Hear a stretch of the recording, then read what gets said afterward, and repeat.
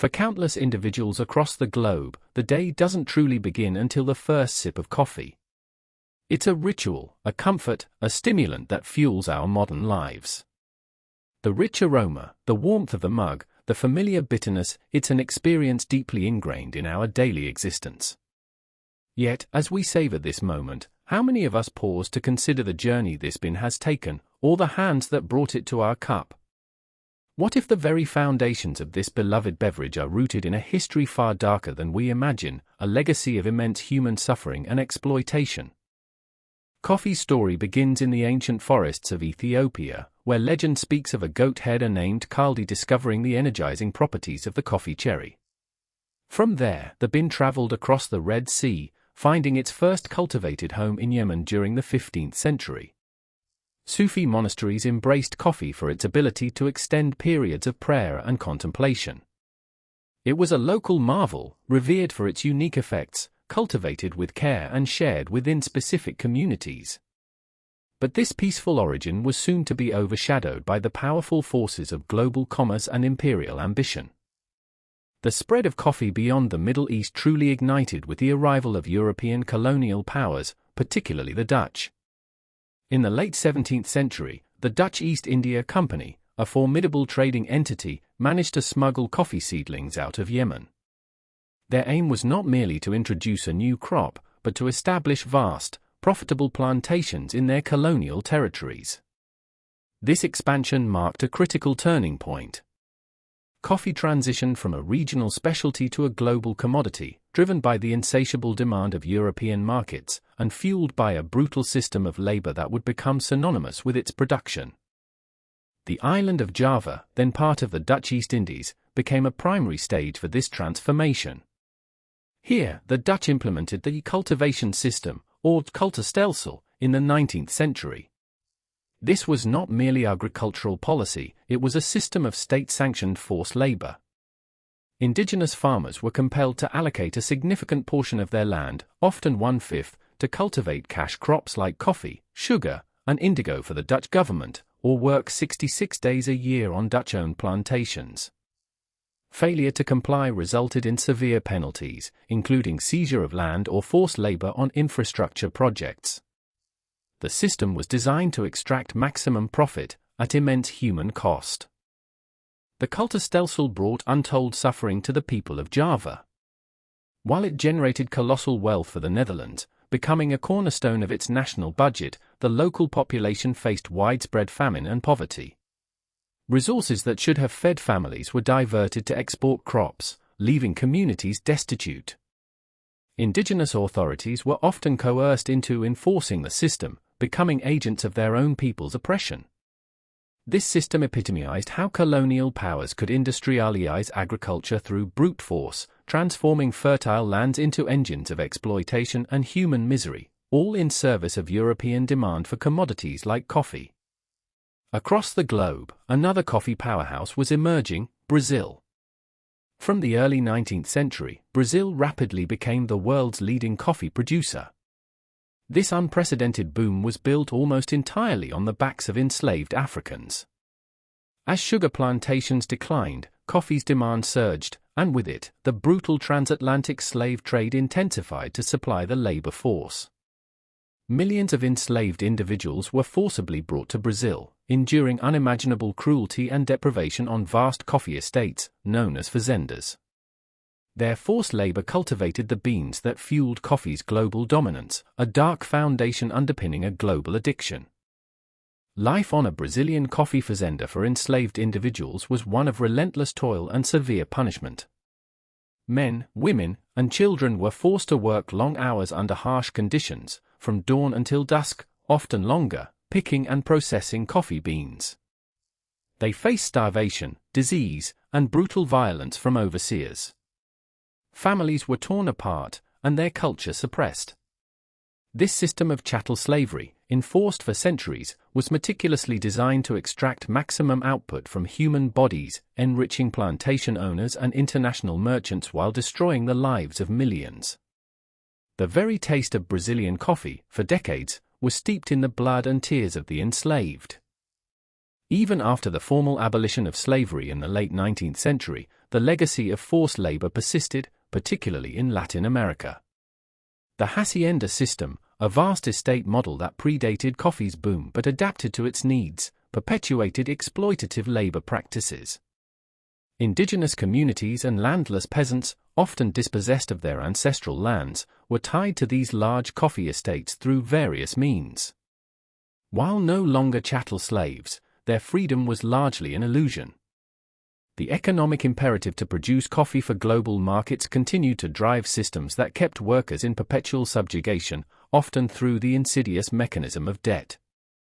Debt peonage became a common tool for control. Workers were paid meager wages, often in company script redeemable only at the hacienda's own store, where prices were inflated.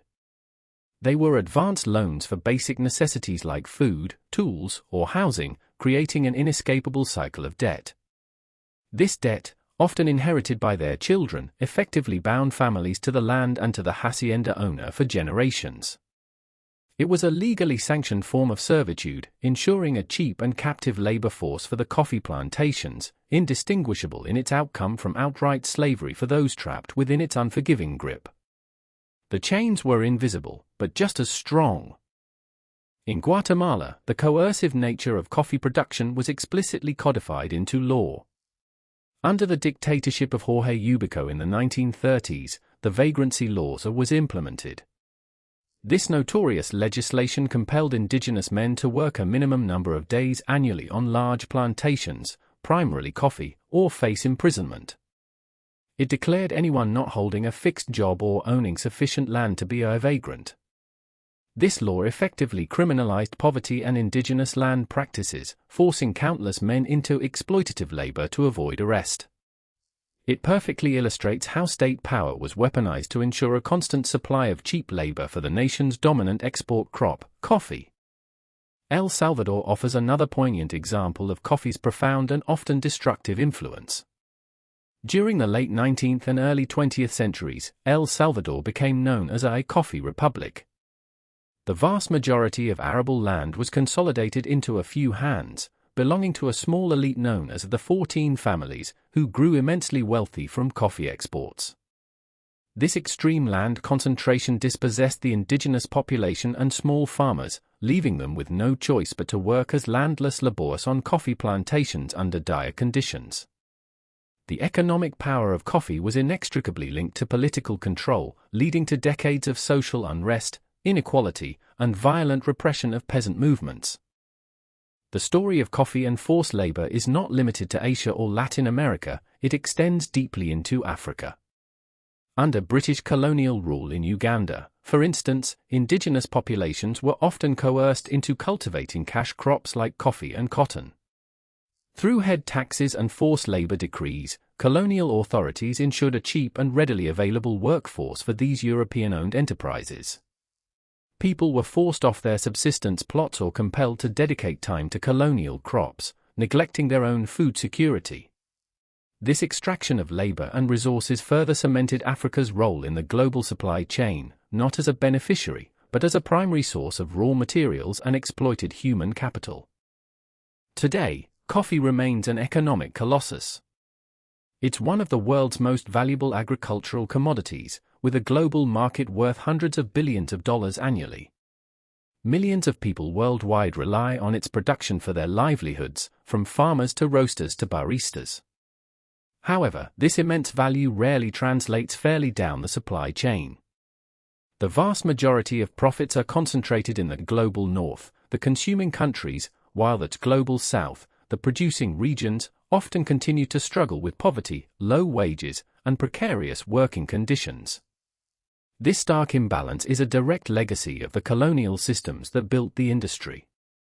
While chattel slavery is largely abolished, the shadow of forced labor continues to loom over parts of the coffee industry. Modern forms of exploitation, though perhaps less visible, persist. Debt bondage, where workers are trapped by unmanageable debts to employers or recruiters, is still prevalent. Human trafficking, where individuals are deceived or coerced into working against their will, also affects agricultural sectors, including coffee. Migrant workers, often undocumented, are particularly vulnerable, facing exploitation due to their precarious legal status, language barriers, and lack of access to justice. The mechanisms may have evolved, but the underlying vulnerability and exploitation remain. The Democratic Republic of Congo provides a complex and tragic example of how coffee can be entwined with modern conflict and exploitation. In regions affected by armed groups, coffee, like other natural resources, can become a conflict commodity. Farmers might be coerced by armed factions to cultivate coffee, or their crops might be seized, with profits fueling violence and instability. The struggle to access safe markets, coupled with insecurity, leaves farmers vulnerable to predatory practices. Here, coffee's journey from bean to cup is marred not only by historical exploitation but by ongoing geopolitical conflict and criminal coercion. When we consider the historical and ongoing realities of forced labor in the coffee supply chain, the morning cup takes on a different, more somber flavor. The seemingly simple pleasure conceals centuries of struggle, the systematic dispossession of land, the violent coercion of labor, and the deep-seated inequalities that persist today. This history isn't just an academic exercise, it's a living legacy that impacts millions of lives. The comfort and affordability of coffee in the global north have often come at the immense, unacknowledged expense of those who cultivate it, a hidden cost embedded in every single bean.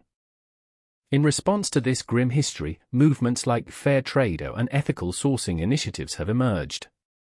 These aim to provide better prices for farmers, improve working conditions, and promote environmental sustainability. While they offer a glimmer of hope and a pathway for conscious consumption, they are not a silver bullet. The sheer scale and complexity of the global coffee industry mean that truly transparent and equitable supply chains remain a significant challenge. These initiatives represent a step towards acknowledging and rectifying historical wrongs, but the core systemic issues require broader, more fundamental changes to address the deep-rooted exploitation. As consumers, our power lies in our awareness and our choices. Demanding greater transparency in the coffee supply chain, asking difficult questions about where our coffee comes from and under what conditions it's produced, is crucial. Supporting brands committed to genuine ethical practices and understanding the certifications, however imperfect, can make a difference. This means moving beyond the romanticized image of coffee to confront the difficult truths of its origins. Only by acknowledging the full story, the bitter alongside the sweet, can we truly begin to advocate for a more just and equitable future for coffee production worldwide. The story of coffee is a microcosm of global trade and its often brutal history. It's a story of innovation and enterprise, but also of conquest, exploitation, and enduring human suffering. From the Dutch East Indies to Brazilian fazendas, from Guatemalan fields to modern-day conflict zones, the thread of forced labor is woven deeply into its fabric. Understanding this history is not about guilt, but about acknowledging reality. It's about recognizing that the privilege of our daily coffee ritual carries a profound and complex legacy, one that demands our continued attention, reflection, and commitment to change.